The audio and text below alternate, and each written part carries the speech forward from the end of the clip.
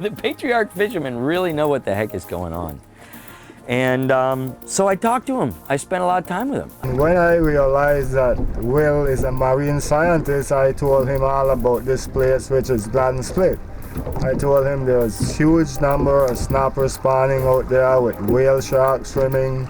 There's a couple of guys that really understand this thing really, really well. Eloy Cuevas is one. And these guys have been absolutely dedicated to understanding these dynamics and are now willing and able to participate in helping me and others understand them such that we can all work together to try to conserve them. What has been happening in Belize is that a lot of our spawning banks have been slowly dying out, and so we saw a need to protect them. When we declare marine reserves, we say that we are using them as fisheries management tools because one of the objectives of declaring marine reserves should be to enhance fisheries in the adjacent areas of that marine reserve.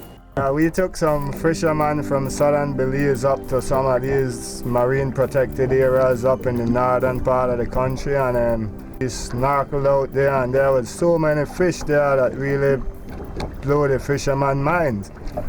And that gave the fishermen them a good chance to see what a good marine reserve look like, and that encouraged them even more to work harder to make this place a marine protected area. And Eloy Cuevas had the trust and confidence in me to take me there and show it to me. We were able to draw graphs of the annual abundances of reef fish at certain places based on, you could say, anecdotal information, but it's fact, okay? These guys live it, they know it, they work it.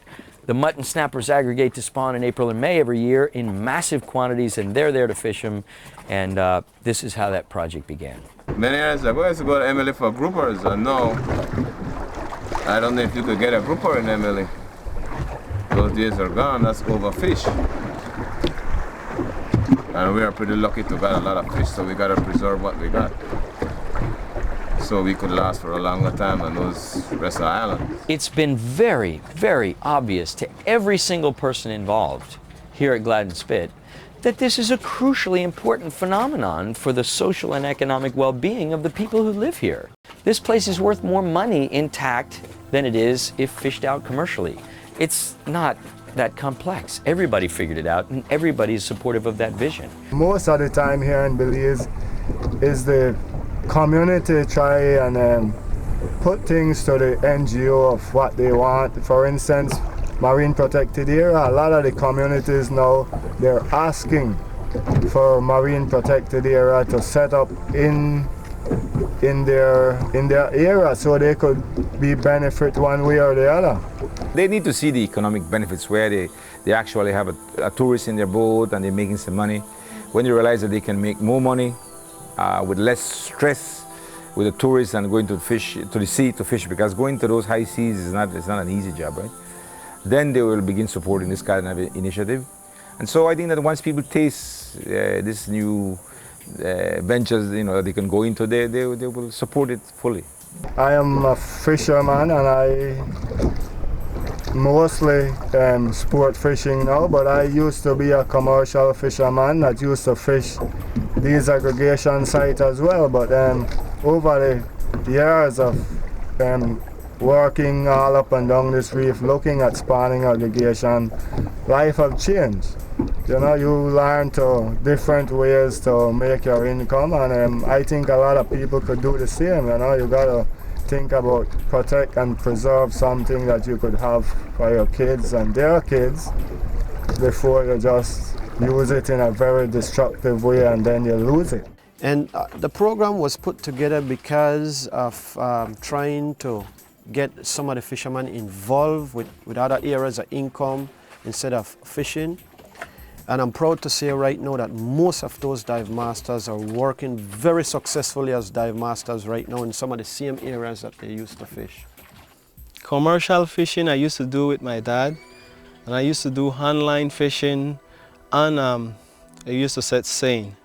Before they were a little bit reluctant, especially the fishermen, because they didn't see the positive side of it. You have to go through a few years for fishermen, because I'm one of them as well.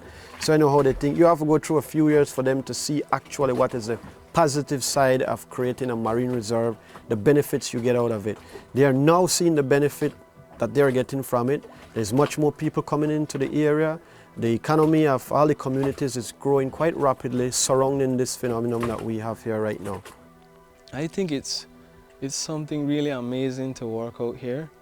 You've seen stuff that you never imagined. I work as a research assistant. I do underwater film and as a boat captain also. And I really like doing the underwater film. That's something that I really, really love to do. Fly fishing, for commercial fishing, I think fly fishing is really good because you're not carrying down the fish stock and you're catching and release. You're catching and you could come back and catch the same fish that you release. In December 2002, the Minister of Fisheries of Belize closed to fishing 11 traditional spawning sites in Belize. This was possible because of the involvement and endorsement from the Belize fishermen, who understood that eliminating the spawning aggregations was equal to eliminating the fisheries that sustain them. Most of the fishermen at first, when they heard about marine protected area, they all used to believe that it was a place that they wouldn't be allowed to go in and fish anymore.